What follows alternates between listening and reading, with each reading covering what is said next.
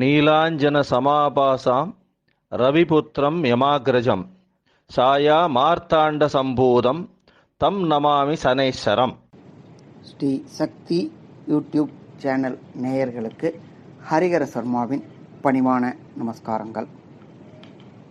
இப்போ நாம் பார்க்க போகிறது வருகின்ற நிகழும் மங்களகரமான சார்வரி வருஷம் மார்கழி மாதம் 11ஆம் தேதிக்கு சரியான ஆங்கில தேதி 27/12/2020 ஞாயிறு அன்று அதிகாலை 5:23 சனி பகவானானவர் தனுர் ராசியிலிருந்து மகர ராசிக்கு செல்கிறார். அவர் மகர ராசியில் வருகின்ற 29/3/2023 வரை மகர ராசியில் ஆட்சி செய்வார். அவரை இந்த பெயர்ச்சி பலன்களை நாம் ஒவ்வொரு ராசிக்கும் விரிவாக பார்ப்போமா? சக்தி யூடியூப் சேனலை இதுவரையிலும் சப்ஸ்கிரைப் பண்ணாதவங்க சப்ஸ்கிரைப் பண்ணுங்க. அதுக்கு பக்கத்தில் ஒரு பெல் பட்டன் இருக்கும். அந்த பெல் பட்டன் அழுத்தினீங்கன்னா எங்களுடைய சக்தி யூடியூப்ல என்னென்ன புதுசாக போடுறோமோ, யூடியூப் சேனல் புது ஆன்மீகம் தொடர்பாக ஜோதிடம் தொடர்பாக போடுறோமோ அது எல்லாம் உங்களுக்கு உடனே உங்களுடைய மொபைலில் நோட்டிஃபிகேஷன் வரும். இதுவரையிலும் சப்ஸ்கிரைப் பண்ணாதவங்க சப்ஸ்கிரைப் பண்ணுங்க. உங்களோட இல்லாமல் உங்களுடைய நண்பர்களுக்கும் உங்களோட உறவினர்களுக்கும் சப்ஸ்கிரைப் பண்ண சொல்லுங்க. நன்றி. சக்தி யூடியூப் சேனல் நேயர்களுக்கு ஹரிஹர சர்மாவின் பணிவான நமஸ்காரங்கள். இப்ப நாம இதுவரையிலும் 4 ராசி பார்த்தோம். இப்ப பார்க்க போற ராசி அப்படின்றது கடகராசி. 4வது ராசியா பார்க்க போறோம் கடகராசி.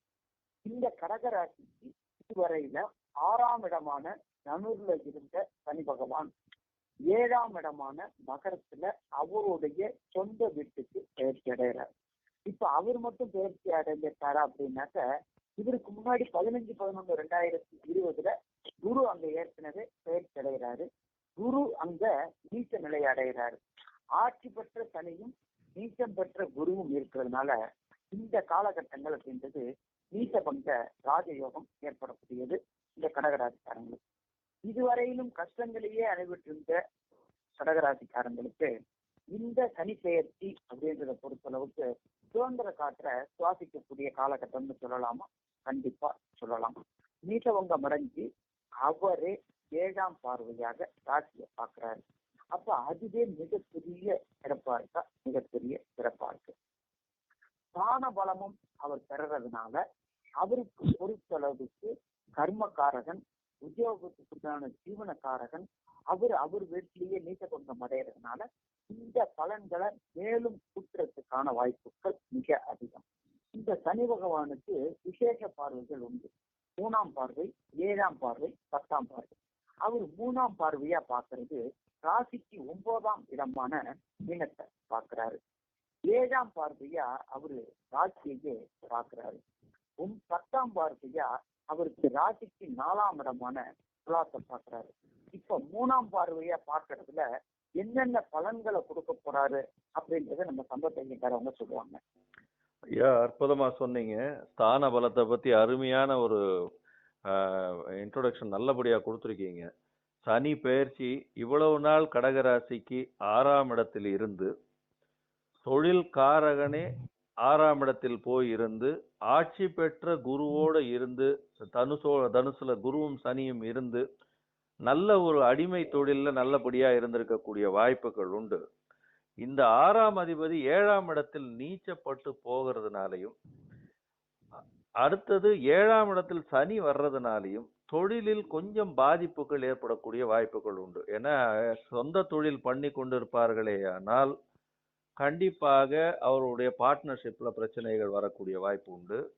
இதை தவிர 7ஆம் இடம்ன்றது களத்திரம், அதாவது ஆணுக்கு பெண்ணும் பெண்ணுக்கு ஆணும் அந்த மாதிரியாக சொல்லக்கூடியதா இருக்கு.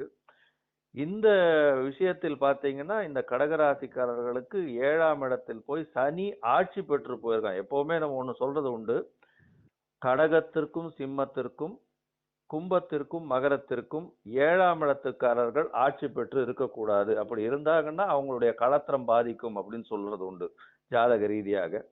இந்த காலகட்டத்தில் ஆட்சி பெற்ற சனி அங்க போய் உட்கார்ந்து இருக்கிறதுனால சிறு சிறு பிரச்சனைகள் அவர்களுடைய எதிர்பாலினத்தினால வரக்கூடிய வாய்ப்புகள் மிக அதிகம். இருந்தாலும் குரு அங்கு நீச்சம் பெற்று அதனால் ராஜயோகத்தை நீச்சமாயி பங்கமானதனால் ராஜயோகத்தை பெறதுனால கண்டிப்பாக இந்த பிரச்சனைகள் ரொம்ப அதிகமாக போகக்கூடிய வாய்ப்புகள் இல்லை.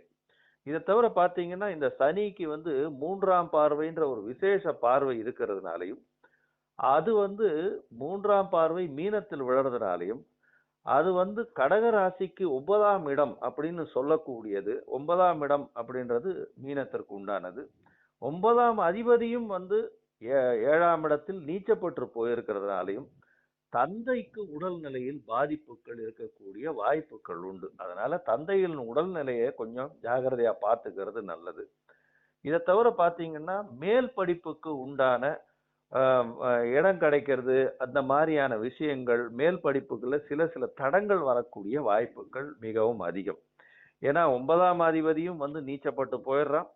ஆனால் ஒண்ணே ஒண்ணு, நீச்சப்பட்டு அவன் பங்கமாய் போறதுனால இந்த காலகட்டங்கள்ல சில கஷ்டங்கள் வந்தாலும் நிச்சயமாக அந்த மேல் படிப்பு வெற்றிகரமாக முடியக்கூடிய வாய்ப்புகள் உண்டு.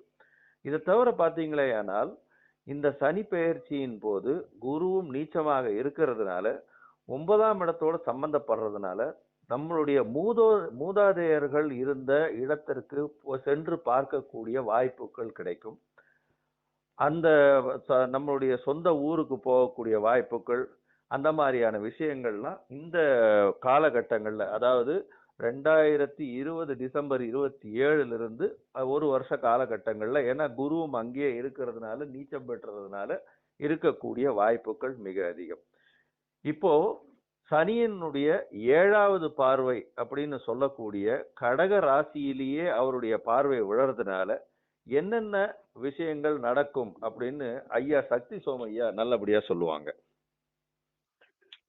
சம்பத்து ஐயங்கார் அவர்கள் ரொம்ப தெளிவா 3ஆம் இடத்தினுடைய பார்வையும் இந்த 8ஆம் இடத்துல அதாவது 7ஆம் இடத்துல போய் இந்த மகரத்துல குரு சனி சேர்க்கையை பற்றி அவங்களுடைய பார்வையை பற்றியும் ரொம்ப தெளிவா சொன்னாங்க.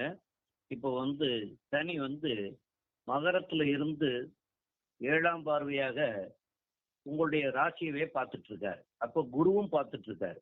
இந்த குருவும் சனியும் பார்க்கிற காரணத்தினால பாதிப்புகள் உங்களுக்கு மிக மிக குறைவாகவே இருக்கும்.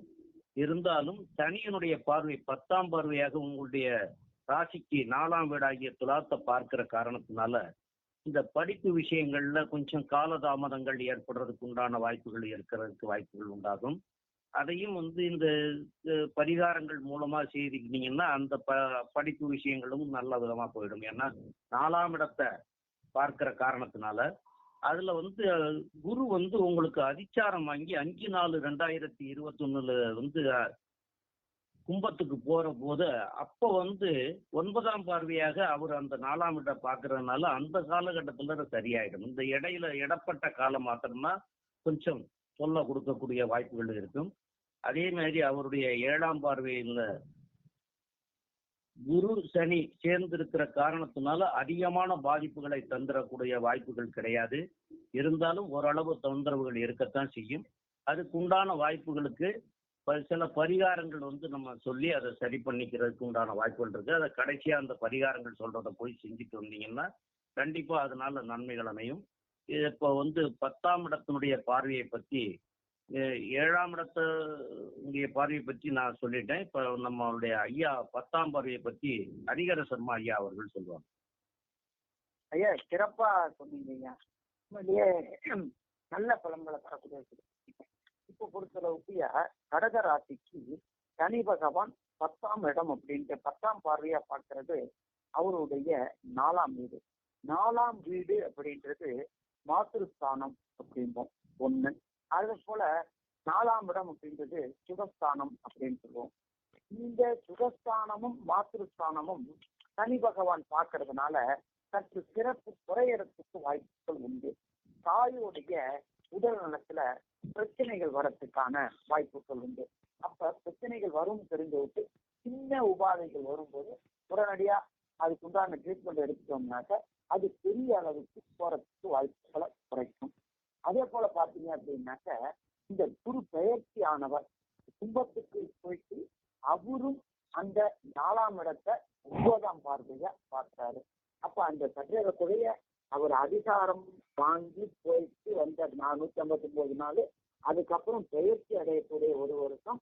அப்ப அந்த இடப்பட்ட காலகட்டங்களிலே தனிப்பயிற்சி அடைகிறதுனால அந்த ப்ராப்ளங்கள் பல குறையறதுக்கான வாய்ப்புகள் மிக அதிகம்.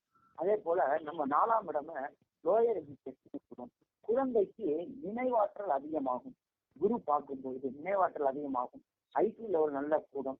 கிரகிக்கும் தன்மை நிறைய இருக்கும். அதனால குழந்தைகளுக்கு பொறுத்தளவுக்கு லோயர் எஜுகேஷன்ல நல்ல செயல்பாடுகளும், அதே போல தாய்க்கு அடங்கின குழந்தைகளாகவும் தகப்பனுக்கு கட்டுப்படுற குழந்தைகளாகவும் இருக்கிறதுக்கான வாய்ப்புகள் மிக அதிகம் அப்படின்னு இதை சொல்லலாம்.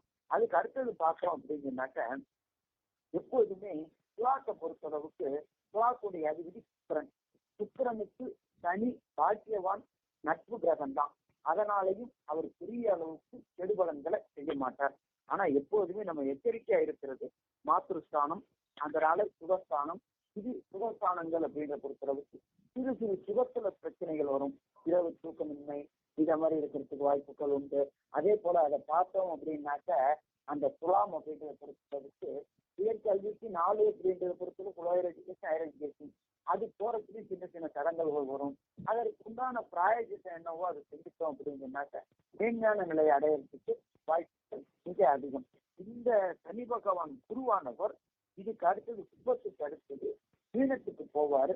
அந்த மீனத்துக்கு போகும்போது என்ன பலன்களை தருவாரு? ஏன்னா சனி பார்வைக்கும் பலன் உண்டு, குரு பார்வைக்கும் பலன் உண்டு. அதை பத்தி நம்ம வைத்தீஸ்வரன் ஐயா விளக்குவாங்க. ஐயா ரொம்ப தெளிவா சொன்னீங்க. இப்போ சனி பகவான் மகரத்துல இருக்கும்போது கடகராசிக்கு 4ஆம் இடமான துலாத்தை பார்க்கிற போது குரு பகவான் கும்பத்துல இருந்து துலாத்தை பார்ப்பாரு. அப்போ அவங்களோட வீடு, வாகனம் இந்த மாதிரி விஷயங்கள்ல இருக்கிற செலவீனங்கள் குறைந்து நல்லபடியா இருப்பாங்க. குரு மீனத்துக்கு போனதுக்கு அப்புறம், அதாவது 2022 ஏப்ரல் மாதத்துக்கு அப்புறம் குரு மீனத்துக்கு போயிடுவாரு. அந்த 2022 இருந்து 2023 வரை சனி பகவான் தனியார் கடகத்தை பார்ப்பாரு. அதே டைம்ல மீனத்துல இருந்து குருவும் கடகராசிய பார்ப்பாரு. இந்த நேரத்துல இவங்களோட செல்வாக்கு நல்லா இருக்கும். தொழில்ல இவங்களோட செல்வாக்கு நல்லா இருக்கும். இவங்களோட உடல்நிலையிலையும் இருந்த சின்ன சின்ன தடங்கல்கள், அதுக்கு முன்னாடி குரு அந்த 2022 ஏப்ரலுக்கு முன்னாடி இருந்த உடல்நிலையில இருந்த சின்ன பின்னடைவுகள் சரியாகி இவங்களுக்கு அந்த 2022 ஏப்ரலுக்கு மேல உடல்நிலையில நல்ல முன்னேற்றம் இருக்கும். தன்னோட கௌரவத்துல நல்ல முன்னேற்றம் இருக்கும். இவங்க தொழில்ல ஒரு நல்ல கௌரவமான ஒரு பொசிஷனுக்கு வருவாங்க அந்த 2022-23 காலகட்டத்துல. அப்போ சனியும் ராசியை பார்ப்பாரு, குருவும் ராசியை பார்ப்பாரு. குரு ஆட்சி பெற்று பார்ப்பாரு, சனியும் ஆட்சி பெற்று பார்ப்பாரு. இது தொழில் காரகனும் பார்க்கறதுனால 9ஆம் அதிபதியும் ஆகி குருவும் ஆகி அவர் ராசியவே பார்க்கறதுனால இவங்களோட சுய கௌரவத்துல ஒரு பெரிய முன்னேற்றம் இருக்கும். அதே மாதிரி 4ஆம் இடத்தை சனி பார்க்கறதுனால அந்த டைம்ல அந்த 2022-23 காலகட்டங்கள்ல அவங்களோட வீடு, வாகனம் இதுல எல்லாம் கொஞ்சம் செலவுகள் கொஞ்சம் ஜாஸ்தியா இருக்கும். வீடு பழுது பார்க்கறது அந்த மாதிரி விஷயங்கள்ல செலவுகள் ஜாஸ்தியா இருக்கும். அது மாதிரி வாகனங்கள்ல பழுது பார்க்கறது, புது வாகனங்கள் மாற்றுறது இதெல்லாம் பண்ணுவாங்க. புதுசா வண்டி வாகனம் வாங்குறதுக்கும் வாய்ப்பு இருக்கும். ஏன்னா சனி சுக்கிரனோட வீடை பாக்குறாரு. அதுவும் நட்பு வீடு. சுக்கிரன் வண்டி வாகனத்துக்கு காரகர். அது இல்லாம சனியும் எந்திரக்காரகர். அதனால பாக்குறதுனால இவங்க புதுசா வாகனங்கள் வாங்குறதுக்கும் வாகனங்களை மாத்துறதுக்கும் வாய்ப்பு இருக்கும். இனிமேல் உள்ள விஷயங்களை பத்தி சம்பத் ஐயங்கார் விளக்குவாங்க. ஐயா அருமையா சொன்னீங்க. எப்பவுமே சனி பகவானே நம்ம மந்தகன் அப்படின்னு சொல்லுவோம். ஏன்னா மந்தமான ஒரு கிரகம், மெதுவாக செல்லக்கூடிய கிரகம். எந்த ஒரு விஷயத்தையும் அதனாலதான் அவர் 2.5 ஆண்டு காலம் ஒரு ராசியை கடக்கிறதுக்கு எடுத்துக்கிறாரு. அதாவது எப்பவுமே வேகமான கிரகங்கள் அப்படின்னு சொல்லக்கூடியது சந்திரன், அவர் வந்து 2.25 நாள்ல வந்து ஒரு ராசியை கடந்துருவாரு. அதுக்கு அடுத்தது பாத்தீங்கன்னா செவ்வாய், புதன், சூரியன், சுக்கிரன் இவாள்லாம் கிட்டத்தட்ட ஒரு மாச ரேஞ்சிலேயே கடந்துருவாங்க. பெரிய கிரகம்னு சொல்லக்கூடிய குரு, ராகு, கேது, சனி இவங்கள பாத்தீங்கன்னா குரு வந்து ஒரு ராசியை கடக்கிறதுக்கு 1 வருஷமும், ராகு கேது ஒரு ராசியை கடக்கிறதுக்கு 1.5 வருஷமும் ஆறுது. ஆனால் சனி ஒருவனே 2.5 வருஷம் வரலும் வந்து ஒரு ராசியை கடக்கிறதுக்கு எடுத்துக்கிறார். அதாவது அவர் இருக்கிற இடமும் பார்த்த இடத்தையும் எல்லா விஷயத்தையும் மெதுவாக செய்யக்கூடியவர். ஆனால் சனிக்கு ஈஸ்வர பட்டம் இருக்கிறதுனால அவரை ஈஸ்வரன்னு சொல்றதுனாலையும் அவர் வந்து தர்மத்தை மட்டுமே நிலைநாட்டுவார். எந்த ஒரு விஷயமும் நேர்மை இருக்கோ அந்த விஷயத்தை மட்டுமே எடுப்பார். அதனால வந்து பொது காரியங்கள்ல ஈடுபடுறதும் நல்ல விஷயங்களை செய்யறதும் தான் வந்து இந்த சனீஸ்வரனுக்கு பிடித்தமான விஷயங்களாக இருக்கும். இப்போ இந்த 2022க்கு அப்புறம் பாத்தீங்களேயானால் குரு வந்து இந்த ராஜயோக, அதாவது மீன ராசிக்கே போய் அவர் வந்து 9ஆம் இடத்துல போய் இருக்கிறதுனாலையும் இந்த கடக ராசிக்கு ஓடி போனவனுக்கு 9ல குருன்னு சொல்லக்கூடியதாகும். 7ஆம் இடத்துல சனி இருக்கிறதுனாலையும் சனியினுடைய பார்வை 9ஆம் வீட்டில் உழறதுனாலையும் ஒரு மிக பெரிய யோகத்தை வந்து இந்த காலகட்டங்கள்ல இவர்கள் சம்பவிப்பார்கள். 2 பேருமே ஆட்சி பெற்ற இடத்தில் இருக்காங்க. சனியினுடைய பார்வை வந்து குருவுக்கு உழறதுனாலையும் சட்ட திட்டங்களில் மிகுந்த கடினமாக இருக்க வேண்டிய காலகட்டங்களாக இருக்கும். சட்டத்தை மீறி எந்த ஒரு விஷயத்தை செய்தார்களே ஆனாலும் சனி இருக்கிறதுனால, சனி வந்து 7ஆம் பார்வையாக கடகத்தை பார்க்கிறதுனாலையும் கண்டிப்பாக எந்த ஒரு சட்ட திட்டத்தை மீறினாலும் கண்டிப்பாக இந்த ராசிக்காரர்கள் தண்டனைக்கு உள்ளாவார்கள். அதனால இந்த காலகட்டங்கள்ல பாத்தீங்கன்னா இந்த 7.5 வருஷமும் இந்த 2.5 வருஷமும் பாத்தீங்களேயானால் இந்த சனி பகவான் 7ஆம் இடத்துல இருக்கிறதுனாலையும் அவருடைய பார்வையும் வந்து ராசியில உழறதுனாலையும் கொஞ்சம் உடல் நலத்தை கொஞ்சம் ஜாகிரதையா பார்த்துக்க வேண்டி இருக்கும். இதை தவிர இந்த இந்த கடகராசிக்காரர்களை பொறுத்தவரையிலும் தசா புக்தி இந்த காலகட்டங்கள்ல நன்றாக இல்லை அப்படின்னா இவர்களுக்கு என்னென்ன பரிகாரங்கள் செஞ்சா இவர்களுக்கு நல்லபடியாக இருக்கும்னு ஐயா சக்தி சோமையா கொஞ்சம் விளக்கமா சொல்லுங்க ஐயா. சம்பத்தையா ஐயா அவர்கள் ரொம்ப விளக்கமா தெளிவா அருமையா சொன்னாங்க. இப்போ வந்து தசாநாதன் சரியில்லாமலோ புத்திநாதன் சரியில்லாமலையோ அந்தரங்கள் சரியில்லாம இருக்கிறவங்க இவங்கெல்லாம் வந்து மன்னார்குடிக்கு பக்கத்துல இருக்கிற திருக்குள்ளிக்காடு, அங்க வந்து அக்னீஸ்வரர் அப்படின்னு சிவபெருமான் இருக்காரு, அக்னீஸ்வரர்ங்கிற பேர்ல. அந்த ஸ்தலத்திற்கு சென்று சனி பகவானுக்கு நல்லெண்ணெய் அபிஷேகம் செய்து சனிக்கிழமை அன்னைக்கு போய் செய்துட்டு வந்து அதுக்கப்புறமா இருக்கக்கூடிய சனிக்கிழமைகள்லையும் வந்து உங்க வீட்டுக்கு அருகாமையில இருக்கக்கூடிய நவகிரகங்கள் உள்ள இடத்துலயோ தனிய சனீஸ்வரன் சன்னதி உள்ள இடங்களுக்கோ சென்று சனிக்கிழமை வழிபட்டு வருவதும் சால சிறந்ததாகும். உங்களுக்கு வந்து ரொம்ப தொந்தரவா இருக்கக்கூடியவங்க, உடல் ஊனமுற்றோர்களுக்கு அவங்களுக்கு வேணுங்கிற அந்த சைக்கிள், அதாவது ஊனமுற்றோர்களுக்கு உண்டான சைக்கிள், அதாவது இரும்பு, அவருக்கு வந்து இரும்பு வந்து சனீஸ்வர பகவானுக்கு இரும்புங்கிறது தான் அவருக்கு பிரதானமானது. அதனால இரும்புனால இல்ல இந்த சைக்கிள்கள் வாங்கி கொடுக்கலாம், கருப்பு நிற குடைகள் வாங்கி கொடுக்கலாம். இதுவும் முடியாதவங்க அன்னதானமா எள் தானம், எள்ளு போட்ட அன்னதானம் வழங்கினா அவங்களுக்கு வந்து இந்த தொந்தரவுகள்லாம் நீங்கி இந்த காலகட்டத்திலையும் சிறப்பாக இருக்கக்கூடிய வாய்ப்புகளை கொடுப்பாருங்கிறத சொல்லி முடிச்சுக்கிறோம். இதுக்கப்புறம் நம்முடைய சம்பத் ஐயா அவங்க சொல்லுவாங்க. ஐயா, அற்புதமான பரிகாரங்கள் சொன்னீங்க. இந்த எள் சாதம் அப்படின்னு சொன்னீங்க, அற்புதமான. அதாவது சனீஸ்வர பகவானுக்கு எடுத்தது எள்ளு, அவருக்கு அதுக்கு உண்டான சாதத்தை கொடுக்கறது, தானமா கொடுக்கறது ஒரு பெரிய விசேஷம். இதை தவிர வந்து காகத்திற்கு சாதம் வைக்கிறது அப்படின்றதும் வந்து ஒரு நல்ல விஷயம். அதுவும் சனிக்கிழமைகளில் புதுசாக சமைச்ச சாதத்தை தான் வைக்கணும், பழைய சாதத்தை வைக்கக்கூடாது. அதனால சனிக்கிழமை மட்டும் கம்பல்சரியா புதுசாக வடித்த சாதமாகவும், மிச்ச நாட்கள்ல எப்படி இருந்தாலும் பரவாயில்ல. காகத்திற்கு சாதம் வச்சுட்டு அதுக்கப்புறம் நம்ம சாப்பிட்றது இந்த சனீஸ்வரனுக்கு பிரீத்தியாக அமையும். அதனால யாருக்கு தசையோ இல்ல புக்தியோ கை கொடுக்கலையோ அவர்கள் இந்த பரிகாரத்தை செய்து வந்தார்களேயானால் அவர்களுக்கு இந்த 2.5 ஆண்டு காலமும் நிச்சயமாக மிகவும் நன்றாக இருக்கும். இதை தவிர அவர்கள் ஆஞ்சநேயர் கோவிலுக்கும் பிள்ளையார் கோவிலுக்கும் சென்று வழிபட்டு வருவது ரொம்பவும் சால சிறந்தது அப்படின்னு இந்த சக்தி ஜோதிட குழுமம் சொல்லுது. நன்றி. சக்தி யூடியூப் சேனலை இதுவரையிலும் சப்ஸ்கிரைப் பண்ணாதவங்க சப்ஸ்கிரைப் பண்ணுங்க. அதுக்கு பக்கத்தில் ஒரு பெல் பட்டன் இருக்கும். அந்த பெல் பட்டன் அழுத்தினீங்கன்னா எங்களுடைய சக்தி யூடியூப்ல என்னென்ன புதுசாக போடுறோமோ, யூடியூப் சேனல் புது ஆன்மீகம் தொடர்பாக ஜோதிடம் தொடர்பாக போடுறோமோ அது எல்லாம் உங்களுக்கு உடனே உங்களுடைய மொபைலில் நோட்டிஃபிகேஷன் வரும். இதுவரையிலும் சப்ஸ்கிரைப் பண்ணாதவங்க சப்ஸ்கிரைப் பண்ணுங்கள். உங்களோட இல்லாமல் உங்களுடைய நண்பர்களுக்கும் உங்களோட உறவினர்களுக்கும் சப்ஸ்கிரைப் பண்ண சொல்லுங்கள். நன்றி.